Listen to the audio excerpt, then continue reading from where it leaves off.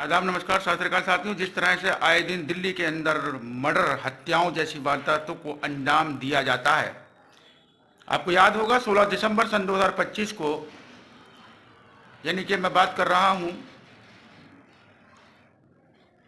सन 2025 का लास्ट महीना, और 16 दिसंबर के रोज़ आपको मालूम होगा एक सनसनीखेज खबर दिल्ली से लेकर पूरे देश में हर न्यूज़ चैनल पर छाई हुई थी, चल रही थी।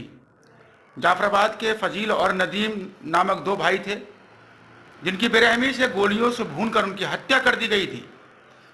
मैं गर्व के साथ कहता हूं कि दिल्ली क्राइम ब्रांच ने बहुत जल्द एक्शन लेते हुए 15 से 20 दिन के अंतर्गत अपराधियों को गिरफ्तार कर लिया है।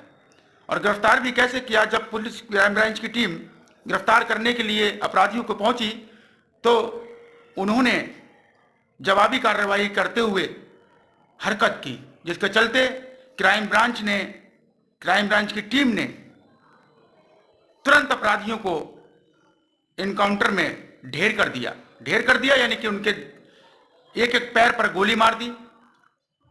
और ऐसे अपराधियों के साथ ऐसा होना भी चाहिए। अभी बाकी है तो फांसी की सजा, क्योंकि जिस तरह से फजील और नदीम की हत्या की गई है उसमें एक भाई जो था वो अपाहिज था, वो सही से चल नहीं पाता था, बात नहीं कर पाता था।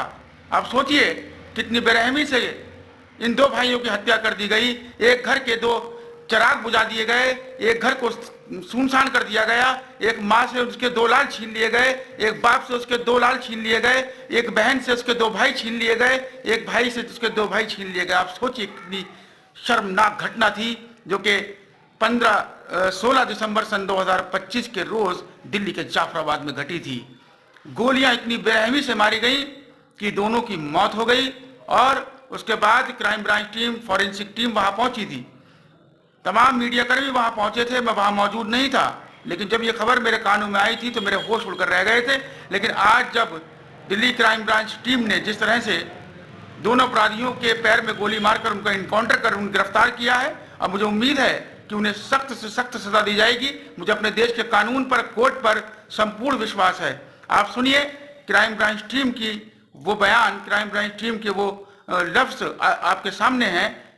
पूर्ण रूप से इन्होंने बताया है, जो अधिकारी हैं क्राइम ब्रांच के, उन्होंने पूर्ण रूप से बताया है कि कैसे कैसे किस तरह से इनकाउंटर किया, किस तरह से उन्हें पकड़ा, किस तरह से गिरफ्तार किया और कैसे कैसे करके उन्हें गिरफ्तार किया, कैसे टीम बनाई और किस तरह से उन्हें गिरफ्तार किया। सुनिए, आप देखिए क्राइम ब्रांच अधिकारियों का ये बयान जो कि उन्होंने सोशल मीडिया पर प्रेस कॉन्फ्रेंस के दौरान तमाम न्यूज़ रिपोर्टर्स के माइक पर, तमाम न्यूज़ रिपोर्टर्स के सामने जो बयान दिए हैं, जो बताया है, वो सुनना ज़रूरी है। आप सुनिए एक बार और हमारे चैनल को सब्सक्राइब कीजिए और फॉलो करना ना भूलिए, साथ ही साथ वीडियो को शेयर कीजिए।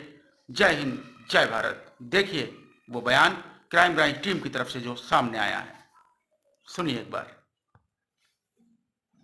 उसने दो नोटोरियस क्रिमिनल्स को पकड़ा है, जो कि जाफराबाद में एक मर्डर हुआ था दो भाइयों को, जिसमें उनको काफ़ी around more than 40 round firing हुई थी। और उनको, इन दोनों अक्यूज को क्राइम ब्रांच ने एक ब्रीफ एनकाउंटर के बाद पकड़ा, जिसमें दोनों के लेग्स में गोली लगी है।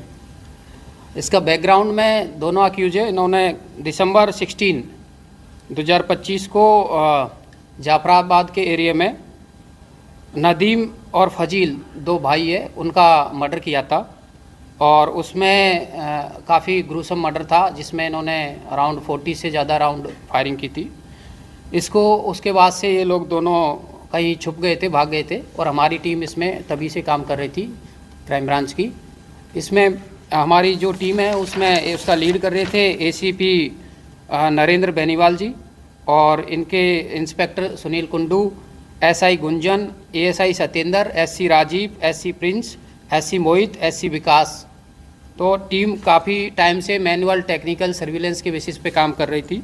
इसी बीच अभी हमें इन्फॉर्मेशन मिली कि रात में 8 तारीख की रात में एक्यूज, जो कि बीच बीच में दिल्ली एनसीआर में मूव कर रहे हैं, अपनी हाइड आउट चेंज कर रहे हैं, आएंगे और पेपर मार्केट गाजीपुर के एरिया में। तो टीम ने एक पूरा जाल बिछाया और उसी टाइम जैसे अक्यूज़ आए थे, अक्यूज़ ने पुलिस की टीम पे फायरिंग करना शुरू कर दिया और पुलिस की टीम ने जवाबी कार्रवाई की और उसमें दोनों अक्यूज़ के पैर में गोली लगी है और पुलिस स्टाफ एससी प्रिंस और एससी मोहित के बीपी जैकेट में भी गोली लगी है। टोटल अराउंड 16 राउंड फायरिंग हुए थे इसमें और जिसमें दोनों अक्यूज़ हैं उनके पैर में गोली लगी है। दोनों अक्यूज़ से 3 पिस्टल, 11 कार्ट्रिज, 6 फायर्ड कार्ट्रिज और जो स्कूटी उसमें यूज करी थी दोनों भाइयों के मर्डर में, उसको भी रिकवर किया है। दोनों अक्यूज़ में पहला अक्यूज़ है असद अमीन जो कि पहले भी 5 से 6 मुकदमों में पहले भी इन्वॉल्व रहा है, जिनमें अभी लेटेस्ट 2025 में अटेम्प्ट टू मर्डर का मुकदमा रहा है जिसमें फायरिंग करी थी इसने। इसके अलावा आप देखेंगे जीटीबी हॉस्पिटल की फायरिंग में भी वो इन्वॉल्व था और इस तरीके से कंटिन्यूसली आर्म्स एक्ट और के केस में इन्वॉल्व रहा है और आर्म्स के डीलर के रूप डील भी करता था। इसी तरीके से मोहम्मद दानिश है दूसरा जो अक्यूज है, वो भी जाफराबाद का ही रहने वाला है और वो भी काफ़ी टाइम से क्रिमिनल बैकग्राउंड है उसका भी। जैसे उसकी 2000 पहले पुरानी भी एफआईआर है 2016 में। इसके अलावा जो एफआईआर नंबर 181/25 है आर्म्स एक्ट की है, उसमें भी जिसमें पहले क्राइम स्पेशल सेल ने सलीम पिस्टल को अरेस्ट किया था, उसमें भी इन्वॉल्व रहा है। तो दोनों का बड़ा क्रिमिनल बैकग्राउंड रहा है और इसमें हमारी टीम को काफ़ी लंबे टाइम के बाद टीम इनके पीछे थी। टेक्निकल मैनुअल इनपुट के बेसिस पे दोनों को पकड़ा है। मर्डर का मोटिव क्या था? देखिए, जो अभी तक इन्वेस्टिगेशन में जो अभी तक पता चला है, इसमें जो मरने डीजीजे विक्टिम है उसका कहीं ना कहीं आर्म सप्लाई से लिंक था और उसके बाद जो अक्यूज है उसका भी कहीं ना कहीं जो अक्यूज दानिश है, स्पेशली मोहम्मद दानिश, वो भी कहीं ना कहीं आर्म सप्लाई में इन्वॉल्व रहा है और सलीम पिस्टल से लिंक्ड है। तो एक हिसाब से ये एरिया में डोमिनेंस के रूप में इन्होंने मर्डर किया था। महफूज अलियास कबूतर का कोई रोल है मर्डर में? देखिए, अभी वो इन्वेस्टिगेशन का पार्ट है। अभी 2 अक्यूज दोनों को पकड़ा है क्योंकि ये पहली ही अरेस्ट है दोनों को। उसके बाद में जो भी और लोग इन्वॉल्व थे उनका भी इसमें रोल निकलेगा तो उनको भी आगे अरेस्ट किया जाएगा। तो ये जो कहते हैं जो डिजीज थी इनकी फैक्ट्रियाँ थी क्या या जाफराबाद के अंदर? देखिए, अभी तक जाफराबाद का ऐसा कोई सामने नहीं आया कि इनकी कोई फैक्ट्री थी। हमारे उस इन्वेस्टिगेशन में हमारी जो टीम को आगे जो कंसर्न केस चल रहा है, कंसर्न थाना, वो इन्वेस्टिगेट करेगा कि क्या कोई फैक्ट्री थी। हमारे इन्वेस्टिगेशन में फैक्ट्री नहीं आई। हाँ, ये ज़रूर आया क्योंकि पहले क्राइम ब्रांच की टीम उनको अरेस्ट कर चुकी थी कि आर्म सप्लाई के केस में, तो आर्म सप्लाई का काम था।